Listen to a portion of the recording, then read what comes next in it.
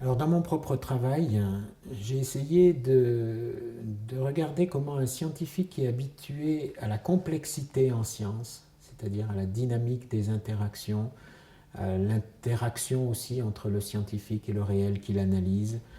Bref, le scientifique fait partie de la nature qu'il analyse et c'est ça qui fait aussi la complexité, c'est ça qui fait qu'il ne peut pas en avoir le dernier mot, c'est ça aussi qui fait que le fond des choses lui échappe. Voilà. Cette posture du scientifique moderne qui pense le monde plus par relation que comme un en soi, est-ce qu'on a déjà pensé comme ça en théologie? Parce que si on veut favoriser, ce qui est mon cas, le dialogue entre science et théologie, dans un respect des domaines, dans une distinction des domaines, mais aussi dans une articulation des domaines, via la philosophie notamment, c'est important aussi de repérer des postures communes entre le scientifique et le théologien.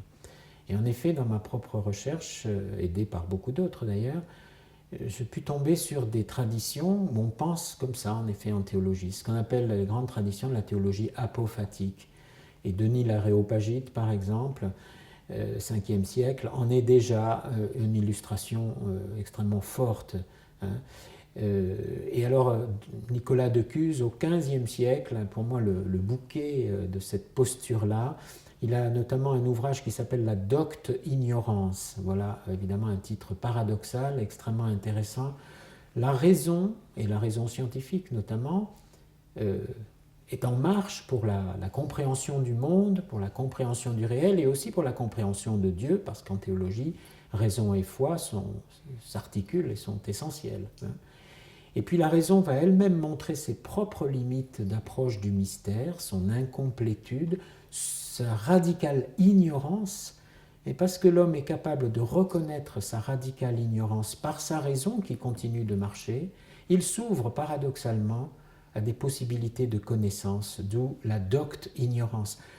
Je sais que je ne sais pas est une porte formidable qui s'ouvre pour la connaissance. C'est le paradoxe de l'être humain et c'est le paradoxe aussi du chrétien qui est appelé à la fois à utiliser toute sa raison, à en reconnaître les limites pour s'ouvrir à une vérité qui se donne à connaître et non pas qui se conquiert uniquement.